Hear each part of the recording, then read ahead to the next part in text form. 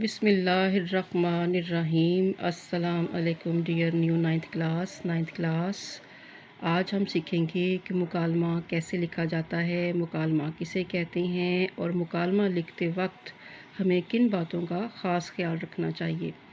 آپ کو سامنے نظر آ رہا ہے کام کرنے کا پیٹرن۔ رائٹ ہینڈ پہ مارجن لائن کے باہر تاریخ اور مہینے کا نام ہے، جبکہ لیفٹ ہینڈ پہ مارجن لائن کے باہر دن مینشن ہے۔ اسی مارجن لائن کے مڈ میں آپ لکھیں گے آن لائن ورک یا کہ جماعت کا کام۔ ٹھیک ہو گیا۔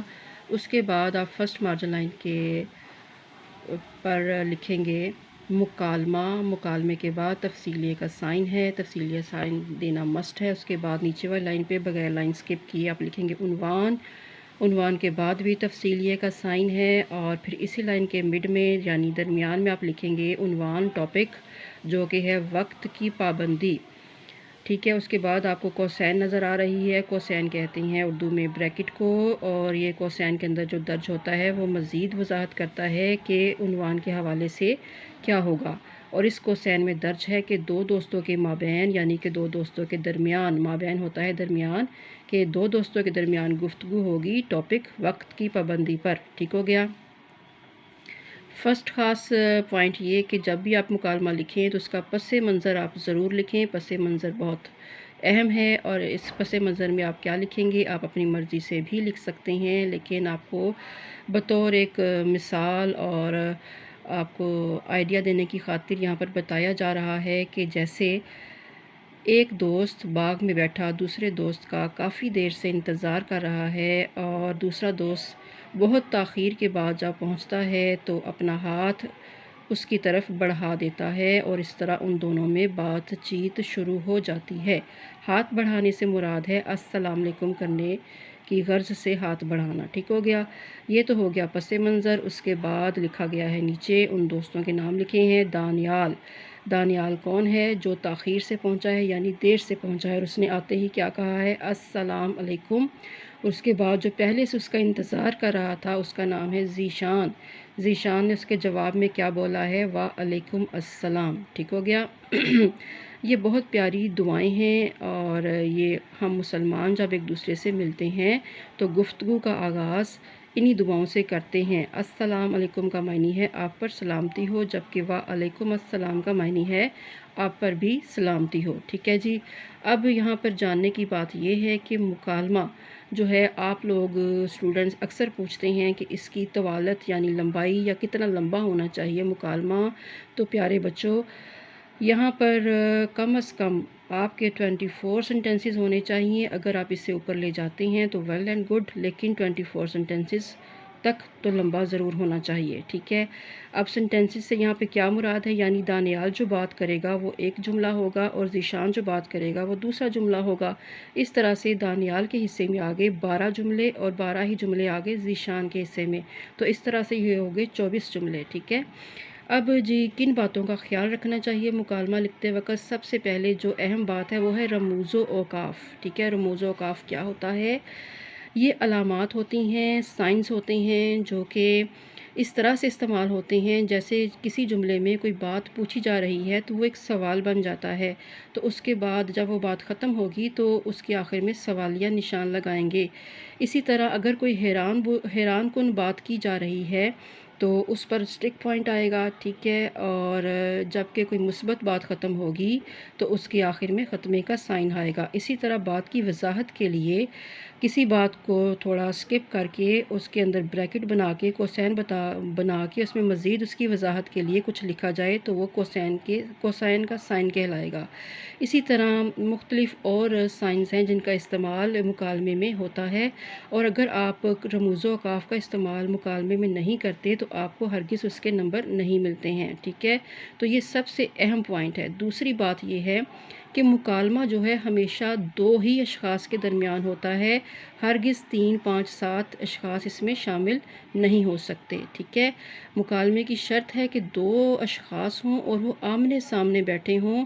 یہ بھی نہیں ہے کہ فار ایگزامپل اگر آپ اور میں فون پر بات کر رہے ہیں کسی ایک ٹاپک کو لیتے ہوئے تو وہ مکالمہ نہیں ہوگا، کیونکہ میں نے آپ کو فون کیا ہے، میرے ذہن میں ایک چیز آ رہی ہے، اس کے حوالے سے آپ کو پوچھنے کے لیے کہ آپ کے بھی کی اس کے بارے میں کیا خیالات ہے، لیکن میں نہیں جانتی تھی کہ آپ کون سا کام کرتے ہوئے اٹھے ہیں میرا فون اٹینڈ کرنے، اور آپ پوری طرح سے میرے اس دیے گئے عنوان میں انوالو ہو رہے ہیں یا نہیں ہو رہے، یا کہ آپ کا آدھا جو مائنڈ ہے وہ اس کام کی طرف ہے جس کو آپ چھوڑ کر آپ نے میرا فون اٹینڈ کیا ہے۔ تو لہٰذا شرط ہے کہ دو اشخاص ہوں اور وہ آمنے سامنے بیٹھے ہوں، تاکہ جس ٹاپک پہ انہوں نے بحث کرنی ہے وہ پوری توجہ سے اس ٹاپک پر روشنی ڈالیں، اور اس ٹاپک کے حوالے سے جو تاثرات ہیں، جو ادائیں ہیں، وہ ظاہر ہو رہی ہوں، ٹھیک ہو گیا، ان کے چہروں پر، ان کی باڈی لینگویج سے۔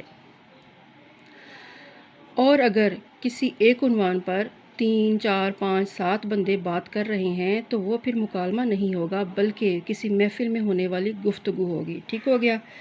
اس کے بعد یہ ہے کہ جو دو افراد جس ٹاپک پہ بات کریں گے اس ٹاپک سے آپ نے بالکل بھی نہیں ان دونوں کو ہٹانا ہے، ٹھیک ہے۔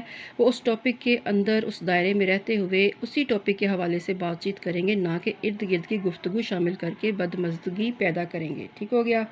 اس کے بعد جسے آپ جتانا چاہتے ہیں مکالمے میں، اس کے پاس سالڈ ریزن یعنی کہ دلائل یعنی مثالیں دے کر وہ اپنی بات دوسرے کو بتائے، تاکہ اگلا جو سننے والا ہے اس سے متاثر ہوتا ہوا اس لائن سے ہٹ جائے جو کہ غلط ہے، اور جو مثالیں دے کر وضاحت دے رہا ہے کہ اس کا کہا ہوا راہ جو ہے وہ اس کی رہنمائی کرتا ہے اچھائی کی طرف، اور وہ اس طرف ڈھل جائے، ٹھیک ہو گیا۔ یہ ہے چند چیزیں جن کا استعمال آپ نے کرنا ہے۔ یوں تو دیکھیں نا، وقت کی پابندی پر یہاں پر اب گفتگو ہوگی۔ جو وقت کو اہمیت دے رہا ہے وہ ایک اچھا انسان ہے، اور جو وقت کو اہمیت نہیں دے رہا وہ معاشرے میں جو ہے وہ اچھائی نہیں پھیلا رہا، وہ کامیاب نہیں ہوگا، اور اس کی ناکامی جو ہے وہ معاشرے میں انتشار پھیلا سکتی ہے، یا کہ کسی کی ناکامی کو دیکھ کر انسان دوسرے کو دکھ ہی ہوتا ہے کہ کاش یہ بھی وقت کی پابندی کی قدر کرتا اور ہر معاملات کو وقت کے ساتھ نبھاتا تو آج کامیاب ہوتا۔ یوں تو ہم جو وقت کی پابندی نہیں کرتا اس کو بھی جتا سکتے ہیں مکالمے میں، لیکن کیوں ہم اس کو نہیں جتائیں گے؟ اس لیے کہ ہمیں معاشرے میں انتشار نہیں پھیلانا، اچھائی پھیلانی ہے اور بہتری کو پرموٹ کرنا ہے۔ اسی طرح اگر آپ کے پاس عنوان ہے سگریٹ نوشی، سگریٹ نوشی پہ دو اشخاص بات کر رہے ہیں، ایک اس کی برائی کو لے کر، اس کی وجہ سے بیماریاں جو ہوتی ہیں اس کو لے کر ظاہر کر رہا ہے، اور دوسرا کہہ رہا ہے نہیں اس سے میری ٹینشن ریلیز ہوتی ہے، یا وغیرہ وغیرہ۔ اور یہ بھی ہو سکتا ہے کہ اینڈ پہ جو سگریٹ نوشی سے منع کر رہا تھا وہ آپ کو سگریٹ پیتا ہوا دکھائی دے کہ وہ دوسرے کے رنگ میں ڈھل جائے، لیکن ہم نے ایسا نہیں کرنا۔